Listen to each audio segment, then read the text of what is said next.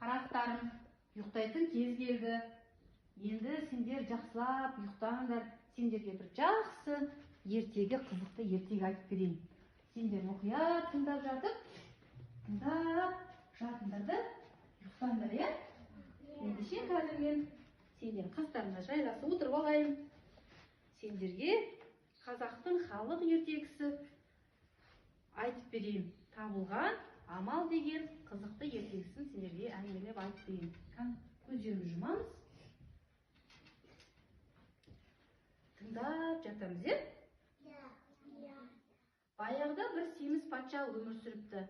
Оның семіргендігі соншалықты жүріп тұруы да қиындай түсіпті. Патша арықтағысы келіп, өзін емдеу үшін дәрігерлерді жинапты. Алайда, оны қанша емдесе де, ол барған сайын семіре беріпті. Ақыр соңында бір зерек емші табылыпты. Ол патшаның қолынан ұстап, "Ілтипатты патшам, рұқсат етсе, мен жұлдызнамалық кітаптарды қарап шығайын. Табиғат қана білетін барлық дәрі-дәрмектерді зерделейін де, оларды патшама берейін" дейді. Өте жақсы деп қуанып кетеді патша. Барда жұлдызнамалық кітаптардың барлығын зерделе. Емдеу амалын таба салысымен маған дәріні алып кел дейді. Емші кетіп қалады да таңертеңгісін келіп айтады: "Мархабатты патшам, үшін дәрі жоқ екен" дейді.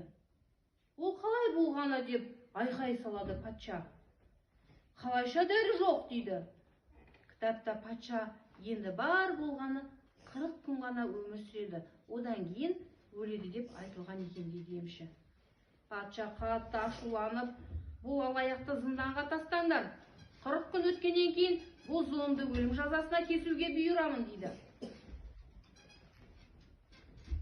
Емшіні зынданға қамаса да патша өзіне орын таба алар емес.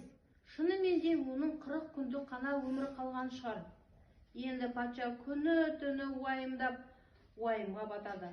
Ал енді туысқандар мен достары болса, оның өліміне дайындала бастайды. 40 күн өтті. Патша арықтап қамыстың сабағындай жеп-жеңіл болды. Бірақ өлген жоқ. Сол кезде ол емшіні сарайға қайтадан алдырады. "Ертең сені өлім жазасына кесемін. Сені неге маған өтірік айтасың? Көріп тұрсың ғой, мен аман-есен жүрмін" дейді патша. "Көріп тұрмын тақсыр" деп жауап береді емші. "Мен сізді арықтататын басқа дәрі-дәрмекті таба алмадым" дейді. Патша емшінің мұны әдейі қара уайымға салынғанын енді ғана түсінді. Сөйтіп, семіздіктен арылған патша қатты қуанғаннан емшіге мол-мол сыйлық беріп, үйіне қайтарған екен.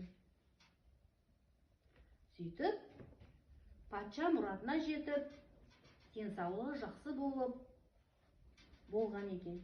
Осымен ертегі аяқталды.